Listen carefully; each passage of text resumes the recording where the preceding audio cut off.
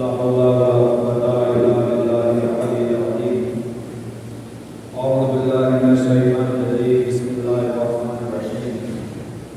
الحمد لله الذي هدانا لهذا وما كنا لنهتدي لولا أن هدانا الله. لقد جاءت رسل ربنا بالحق. الصلاة والسلام على أشرف الأنبياء والمرسلين خاتم النبيين مولانا محمد القبلين جد الحسن والحسين بالقاسم محمد وعلى آل بيته الطيبين الطاهرين المعصومين المظلومين ولعنة الله على أعدائهم أجمعين. أما بعد فقد قال الله تعالى في القرآن الكريم وقوله الحق. بسم الله الرحمن الرحيم. قل إن صلاتي ونسكي ومحياي ومماتي لله رب العالمين. صلوات الله وسلامه. آپ حضرت سے گزارش ہے کہ مرتبہ صلی اللہ علیہ وسلم اور مرتبہ صلی اللہ علیہ وسلم کا فرماتے ہیں کہ ہم دین سے حیات ملتے ہیں اور رسول کی کوئی ساتھ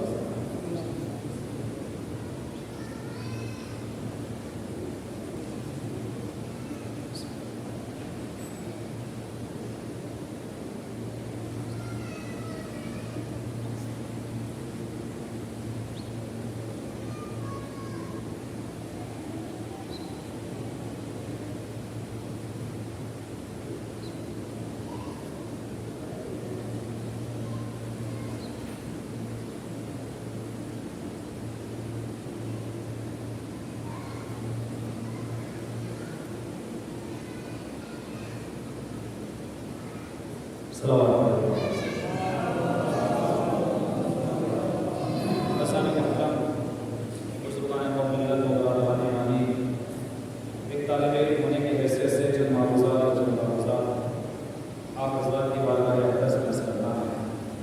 دامن وقت میں گنجائش نہیں ہے کیونکہ اس کے بعد نماز کا بھی سلسلہ ہے اور اس کے بعد کا بھی سلسلہ ہے. لہٰذا بہت ہی مختصر وقت کے اندر آپ حضرات کی خدمت کرنا ہے. عام مجمع کے درمیان گفتگو کرنا بہت آسان ہے، لیکن وہ مجمع ہے جس کے اندر علماء کرام تشریف فرما ہو. ہمارے سینئر اور ہمارے بزرگ دو عالم کی ہمت موجود ہیں. مجھے اس مجلس کو پڑھتے ہوئے بڑا فخر محسوس ہو رہا ہے، اس لیے کہ ہماری اس مجلس میں ہمارے سینئر ہمارے بزرگ عالم موجود ہیں، تاکہ ادھر سے بیان ہوتا رہے اور نیچے سے ان کی تصدیق ہوتی رہے. بہرحال سامعین ذوی الاحترام، واسطان احمد مختار، موالین حیدر ابرار، وازداران سید ابرار، آپ حضرات مسلسل یکم محرم سے کیا ہے تو سال بھر آپ حضرات مجھ سے بہتر علماء و ذاکرین واعظین افراد پر مسلسل ملاحظہ فرماتے رہتے ہیں اور ان کا ایمان افروز بیان مسلسل خطاب کرتے رہتے ہیں. میں تو ایک طالب علم ہوں، لیکن رسان محترم مجھ سے بہتر ایسے ایسے علماء کہ مجلس کو آپ خطاب فرماتے ہیں، ملاحظہ فرماتے ہیں کہ جن کی ہم قابل ہیں. علماء تو علماء ہیں اور مجھ جیسا حقیر و فقیر ان کے سامنے کوئی حیثیت نہیں رکھتا، کیونکہ علماء ایک سمندر کی طرح ہیں اور ہم اس سمندر کے قصبے، اس سمندر کے قطرے کے قصبے حصے کے بھی برابر ہیں. علماء کی خاطر کے برابر بھی نہیں ہے. بس صرف فخر اس بات پر ہے کہ ہم اس دروازے پر آئے ہیں کہ جہاں پر گونگے بھی کلام کر رہے ہیں، جہاں پر فیصل آ جائے تو بھی افضل ہو جاتا ہے، بے ایمان آ جائے تو وقت کا سلمان ہو جاتا ہے. ایسا ہے محترم، لیکن میری نظر میں کبھی بھی یہ بات نہیں ہوتی کہ میرے سامنے مجمع کرنا، اور نہ ہی حسین کی بارگاہ میں بھیڑ کی کوئی کٹوتی بنتی. حسین کی بارگاہ میں تعداد کو نہیں دیکھا جاتا بلکہ صلاحیتوں کو دیکھا جاتا ہے، استعداد کو دیکھا جاتا ہے. یہاں پر کثرت کی کوئی ضرورت نہیں ہے.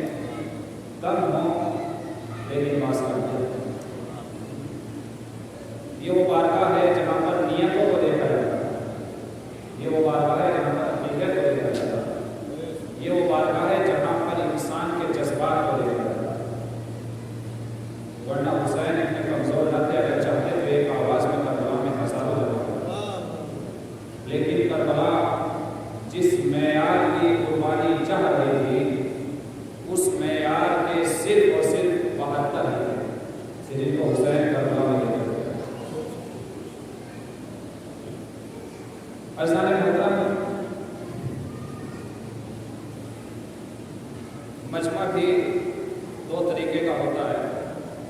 کچھ وہ لوگ ہوتے ہیں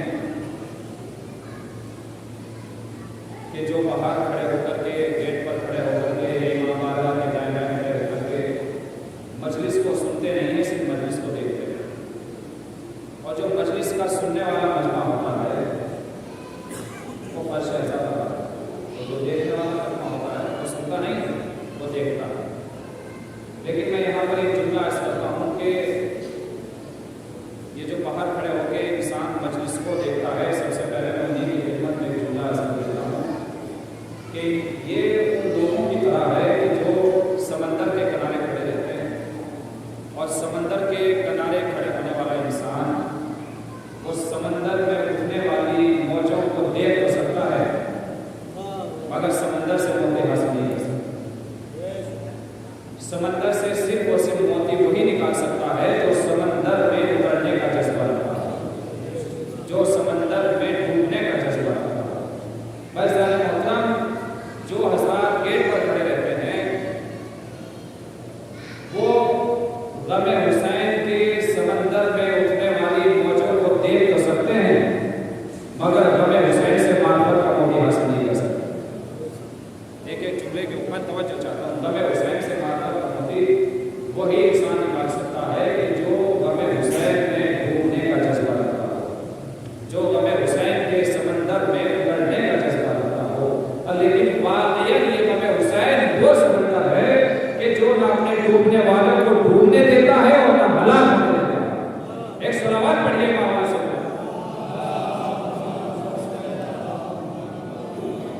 نہ ڈوبنے والے کو ڈوبنے دیتا ہے اور نہ اپنی گہرائی میں اترنے والوں کو ہلاک ہونے دیتا ہے. ایسا مطلب آپ ملاحظہ فرماتے رہیے کہ دیکھیے رسالت پاک نے اس سے پہلے کہ میں کچھ عرض کروں اس آیت کو, جس آیت کو میں نے سرنامہ سفر قرار دیا ہے, اس سے پہلے حدیث رسالت پاک کے عرض کر کے میں آگے بڑھ جانا چاہتا ہوں. زیادہ طویل گفتگو نہیں ہوگا کیونکہ مجھے ٹائم بھی بہت ہی کم ملا. توجہ رکھیے گا, میں جتنی دیر گفتگو ہوتی رہے آپ ملاحظہ فرماتے رہیے اور میری طرف دیکھتے رہیے انشاءاللہ. اور میں آپ کے چہرے پر بھی ایک طرف دیکھتا رہوں گا, اس لیے کہ مومنین کے جہاں پر عالم کے چہرے کی طرف دیکھنا عبادت ہے وہیں پر مومنین کے چہرے کی طرف دیکھنا بھی عبادت ہے. آپ توجہ رکھیے گا انشاءاللہ. محسوس ہوں گے رسالت پاک کے حدیث ہے کہ آپ نے ارشاد فرمایا ہے ان الحسین مصباح الہدی و سفینۃ النجات. حسین ہدایت کا چراغ ہے اور سفینہ نجات. حسین ہدایت کا چراغ ہے اور سفینہ نجات ہے. اگر کسی کو ہدایت کا چراغ چاہیے, ہدایت کی روشنی چاہیے, تو ضرورت اس بات کی ہے کہ حسین کے دروازے پر آئے. آخرت میں اگر نجات چاہیے تو تب بھی ضرورت ہے کہ حسین کے دروازے پر آئے. اس لیے کہ سفینہ نجات حسین ہے اور ہدایت کا چراغ بھی امام حسین علیہ السلام ہے. اگر ہدایت چاہیے تو تب بھی اس دروازے پر آ جائیں, اور اگر نجات چاہیے تو تب بھی در حسین پر آ جائیں. نہ ہدایت حسین سے الگ مل سکتی ہے اور نہ نجات حسین سے الگ مل سکتی ہے. بس محترم آپ دیکھیے کہ تاریخ میں ایک سفینہ اور ملتا ہے, جناب نوح کا سفینہ. کون تھے جناب نوح؟ جب انہوں نے انسانیت کو بھٹکتے ہوئے دیکھا اور سمندر میں اور دریا میں اور پانی میں غرق ہوتے ہوئے دیکھا تو جناب نوح نے ڈوبی ہوئی انسانیت کو بچانے کے لیے ایک کشتی کو بنایا, ایک سفینے کو بنایا تاکہ ڈوبتی ہوئی انسانیت کو اس کشتی کے ذریعے نجات دیا جا سکے. توجہ رکھیے گا. لیکن آپ مجھے یہ بتائیے کہ اس سفینے نے کتنے لوگوں کو بچایا؟ آپ بتائیے کہ کتنے لوگوں کو بچایا؟ تاریخ یہ لکھتی ہے کہ 70 سے 80 لوگوں کو اس سفینے میں بچایا. باقی پوری انسانیت غرق ہو گئی. بچے کتنے لوگ؟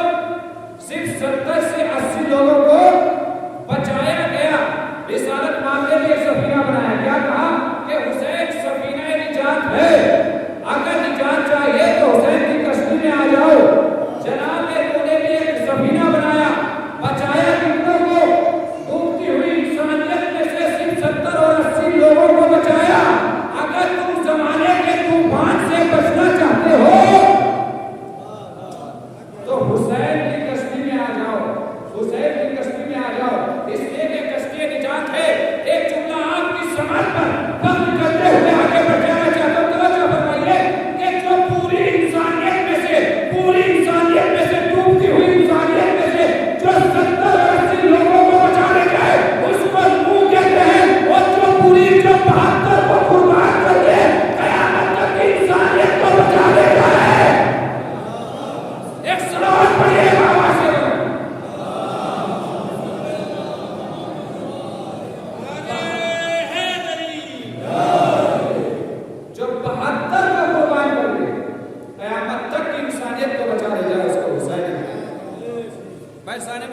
یہ ہے نبوت اور یہ ہے امامت، یہ ہے نور اور یہ ہے امام حسین علیہ السلام کی منزل۔ بس آپ ایک طرف مجھے ڈوب جائے انشاءاللہ۔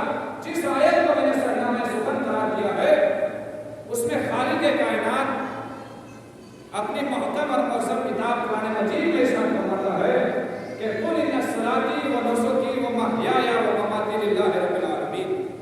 اے میرے رسول